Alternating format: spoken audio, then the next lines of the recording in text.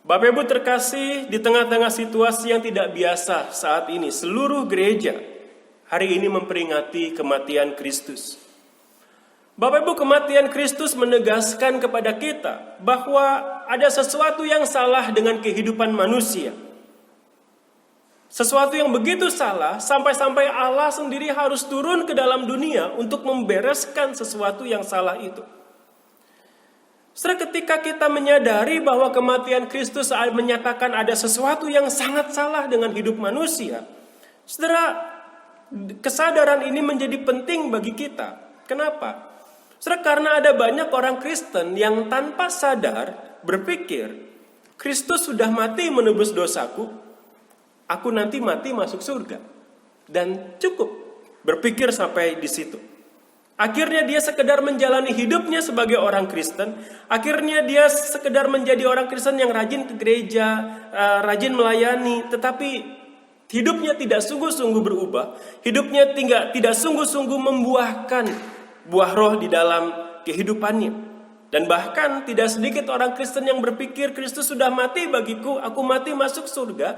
Maka selama dia hidup di dunia ini, dia menjalani hidupnya dengan sembarangan.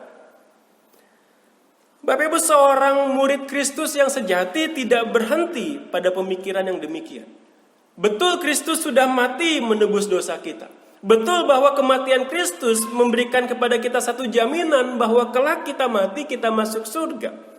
Akan tetapi seorang murid Kristus yang sejati dia akan berpikir, kalau hari ini aku masih hidup di dunia ini, itu berarti aku masih diberikan kesempatan untuk dimurnikan, untuk dikuduskan, untuk diubah hidupku supaya semakin hari aku semakin serupa dengan Kristus. Semakin hari aku semakin memuliakan Tuhan dengan efektif. Bapak Ibu, kematian Kristus di kayu salib tidak seharusnya berhenti hanya sampai pada keyakinan kita akan keselamatan kita. Saudara, pagi hari ini di dalam tema kematian Kristus membangun umat yang kudus, kita akan merenungkan dua hal yang dikatakan oleh Rasul Petrus di dalam suratnya ini. Bahwa ada sesuatu yang salah dengan kehidupan manusia dan bagaimana Allah berurusan dengan apa yang salah itu di dalam kehidupan manusia. Bapak Ibu, apa yang salah dengan hidup manusia? Ayat 18 Petrus berkata, sebab kamu tahu bahwa kamu telah ditebus dari cara hidupmu yang sia-sia. Bapak Ibu, ini adalah yang salah dengan hidup manusia. Bahwa manusia hidup dengan cara yang sia-sia. Dan ini menegaskan bahwa hidup manusia adalah sia-sia. Kesia-siaan hidup manusia adalah seperti ketika kita ingin membersihkan rumah, tetapi dengan menggunakan kain pel yang kotor.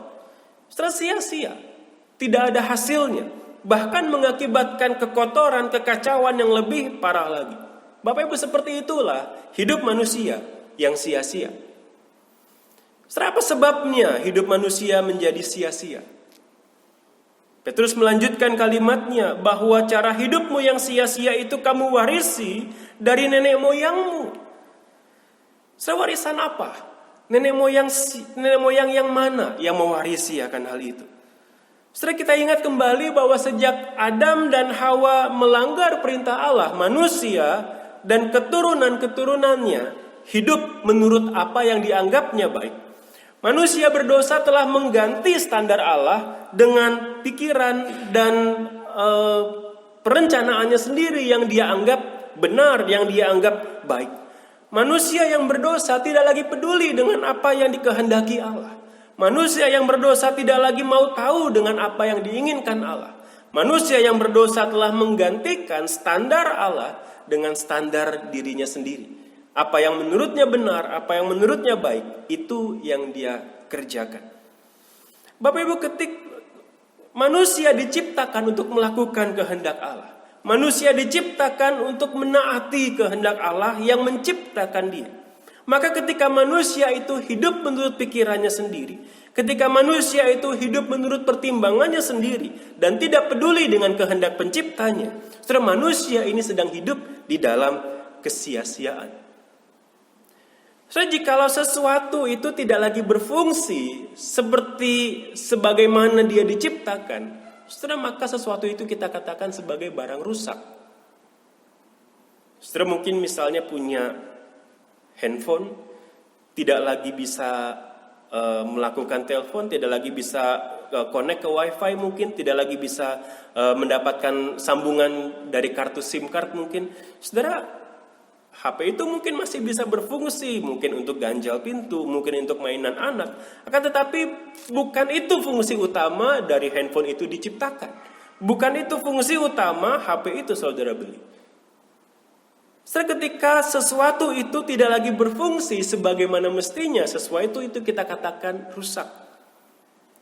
Ketika manusia yang diciptakan untuk melakukan kehendak Allah tidak lagi hidup menurut kehendak Allah, tidak lagi peduli kepada kehendak Allah, menutup pikirannya, menutup telinganya terhadap firman Tuhan, dan hidup semaunya sendiri, manusia ini menjadi sesuatu yang rusak. Dan dia sedang hidup di dalam kesia-siaan. Tidak ada satu orang pun yang mau hidupnya sia-sia, tetapi celakanya seringkali kita membangun hidup kita di atas sesuatu yang sia-sia, di atas sesuatu yang sifatnya fana, di atas sesuatu yang sifatnya sementara. Beberapa orang mengumpulkan harta untuk melepaskan diri dari kesia-siaan. Beberapa orang hidup mencari kesenangan untuk melepaskan diri dari kesia-siaan. Beberapa orang melakukan banyak kebaikan untuk melepaskan diri dari kesia-siaan. Setelah tidak sedikit orang yang berpikir, kalau saya melakukan itu semua, berbuat baik, mengumpulkan harta, mencari kesenangan, maka itu akan menyelamatkan saya dari kesia-siaan. Padahal itu semua sia-sia, tidak ada artinya. Semua manusia hidup di dalam kesia-siaan.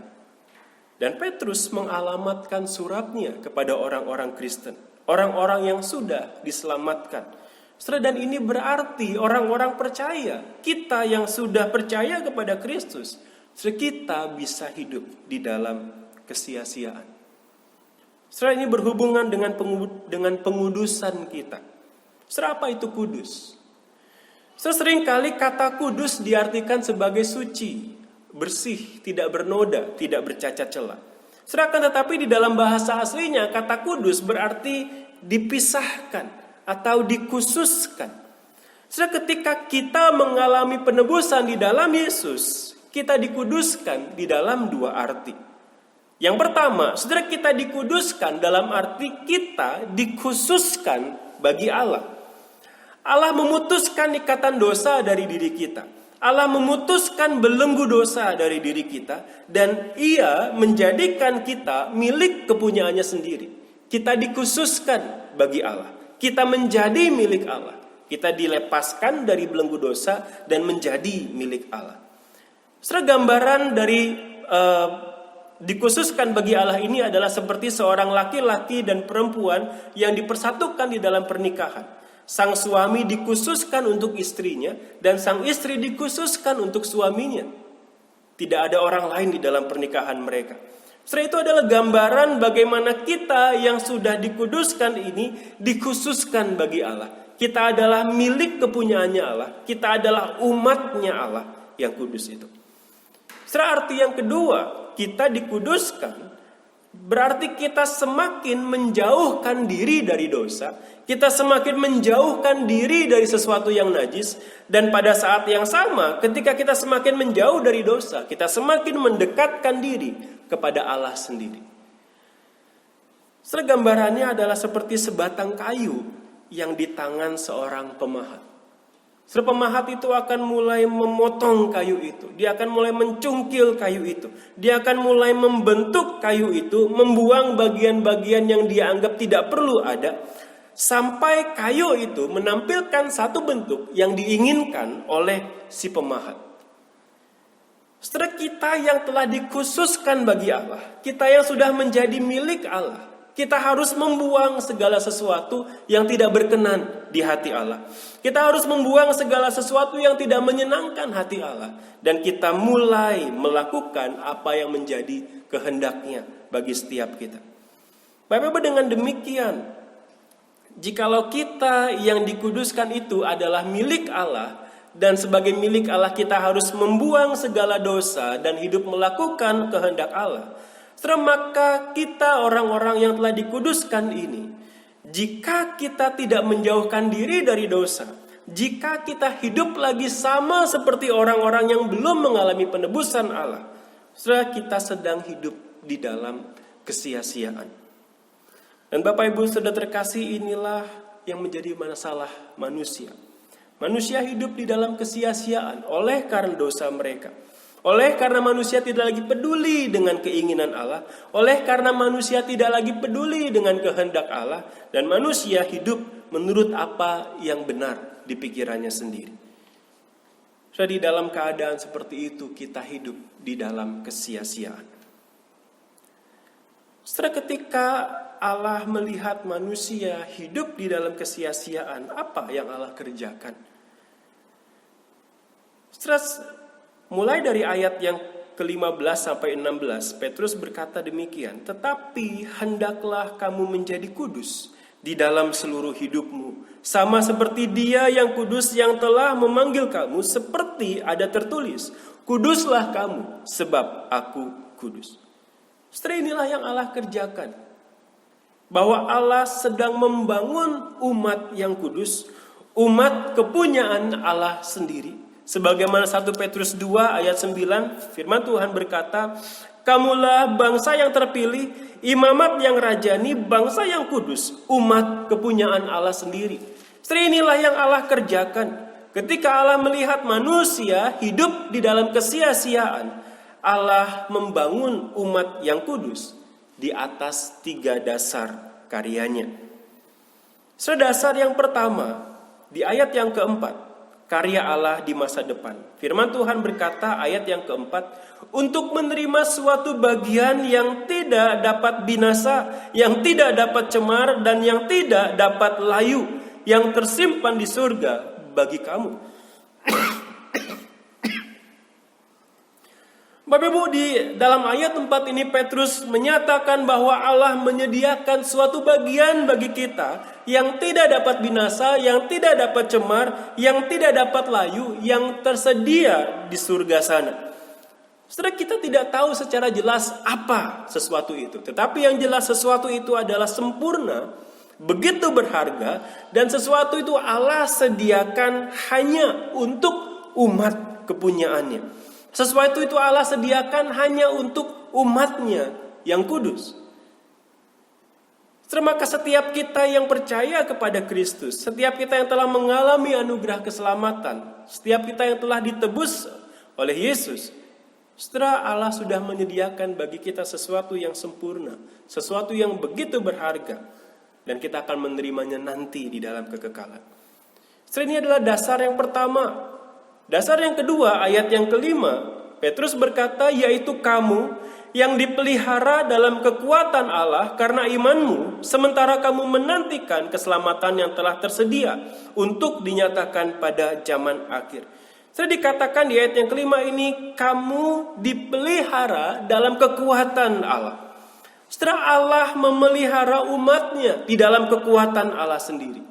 Jikalau kita pernah bertanya-tanya apa sih yang Allah kerjakan hari ini? Setelah inilah yang Allah kerjakan. Dia sedang memelihara umat kepunyaannya di dalam kekuatannya. Setelah siapa yang dapat melebihi kekuatan Allah? Alkitab mencatat tidak ada satu bangsa pun yang punya kekuatan militer yang sanggup melawan Allahnya orang Israel. Sampai di kitab Wahyu kita diperlihatkan bahwa kemenangan akhir juga adalah milik Allah. Tidak ada satu kuasa pun yang dapat mengalahkan Allah. Dan Allah yang demikian sedang memelihara umatnya. Allah yang demikian memelihara Bapak, Ibu, dan Saudara di dalam kekuatannya. Tidak ada yang bisa melepaskan kita dari tangan Allah.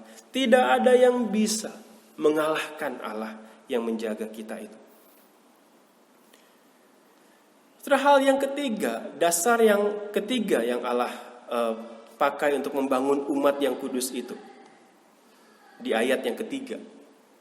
"Terpujilah Allah dan Bapa Tuhan kita Yesus Kristus, yang karena rahmat-Nya yang besar telah melahirkan kita kembali oleh kebangkitan Yesus Kristus dari antara orang mati kepada suatu hidup yang penuh pengharapan.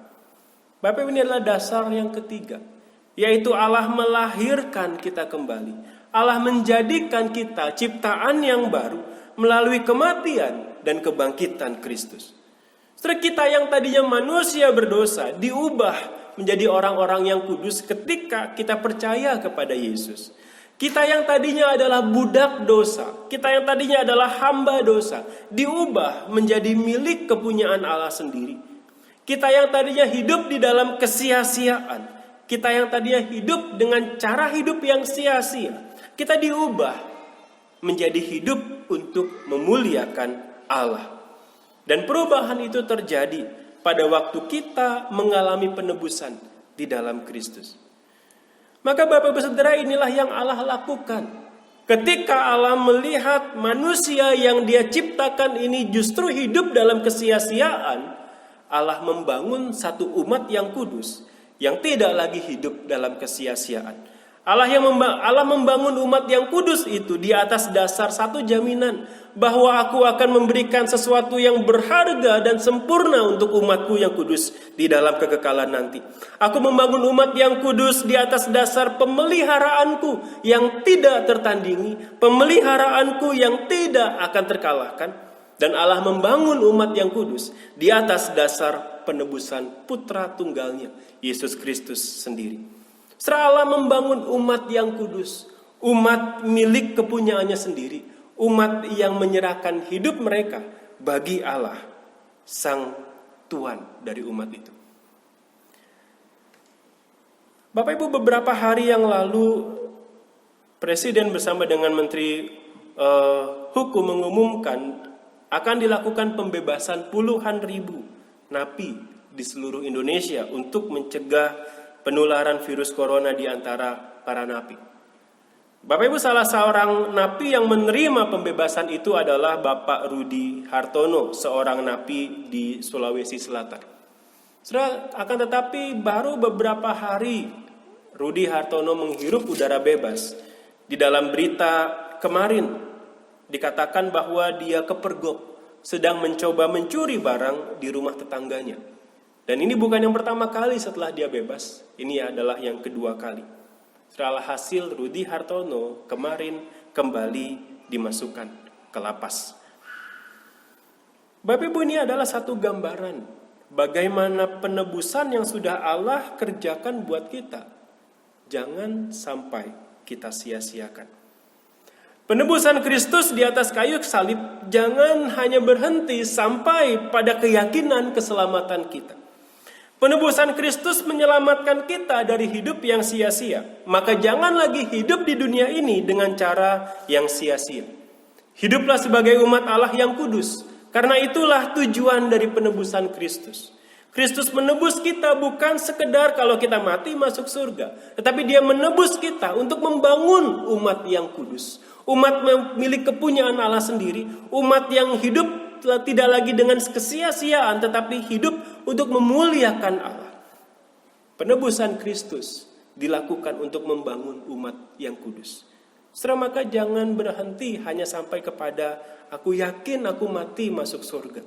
Tetapi biarlah selama hidup kita di dunia ini, selama kita masih hidup di dunia ini, kita menjalani hidup kita sedemikian rupa, mengizinkan Roh Kudus membentuk kita, mengizinkan Roh Kudus memahat kita, mencongkel kita, membuang bagian-bagian yang tidak berkenan di hadapan Allah, sampai kita mulai memancarkan gambar dan rupa Kristus di dalam kehidupan kita.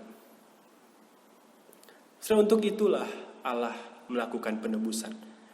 Untuk itulah Kristus mati di atas kayu salib. Untuk itulah karya penebusan dilakukan. Agar saudara dan saya, kita menjadi umat yang kudus. Yang memuliakan Tuhan di dalam kehidupan kita. Bapak Ibu, situasi hidup kita hari ini semakin mempertegas betapa hidup manusia itu sia-sia. Manusia begitu lemah, manusia begitu rapuh, manusia begitu fana. Apa yang dibangun oleh manusia selama bertahun-tahun, apa yang dibanggakan oleh manusia selama berpuluh-puluh tahun, dalam hitungan minggu dihancurkan oleh sesuatu yang begitu kecil yang bahkan tidak bisa dilihat langsung dengan mata. Saudara, betapa hidup manusia itu sia-sia, lemah, rapuh, dan fana.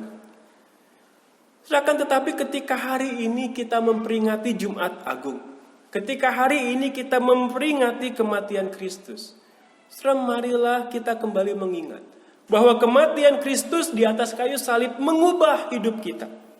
Kita yang tadinya berdosa diubah menjadi kudus. Kita yang tadinya hidup dalam kesia-siaan diubah menjadi hidup untuk Allah. Kita yang tadinya hidup untuk diri sendiri, saudara, Tuhan mengubah kita. Kematian Kristus mengubah kita supaya kita hidup untuk memuliakan Allah. Saudara, maka kalau hari ini kita masih hidup di tengah-tengah dunia yang fana, kalau hari ini hidup kita mungkin mengalami pergumulan yang begitu berat, kalau hari ini kita mengalami kehilangan hal-hal yang berharga dalam hidup kita, saudara, jangan menjadi tawar hati. Karena semua itu hanya menegaskan bahwa kita yang percaya kepada Kristus memang bukan milik dunia ini. Kita adalah umat kepunyaan Allah. Kita adalah warga kerajaan surga. Petrus di ayat yang ke-17 dia berkata, dan jika kamu menyebutnya Bapa, yaitu Dia yang tanpa memandang muka menghakimi semua orang menurut perbuatannya, maka hendaklah kamu hidup dalam ketakutan selama kamu menumpang di dunia ini. Saudara, kita hanya menumpang di dunia yang fana ini. Artinya kita bukan berasal dari dunia ini. Hidup kita di sini memang hanya sementara. Dunia ini memang bukan tempat kita. Tempat kita, orang-orang yang sudah dikuduskan, adalah bersama-sama dengan Allah di dalam kekekalan.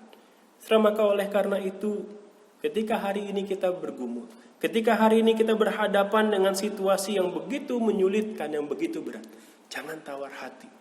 Karena semua ini hanya menegaskan bahwa kita yang sudah di dalam Kristus adalah milik Kristus.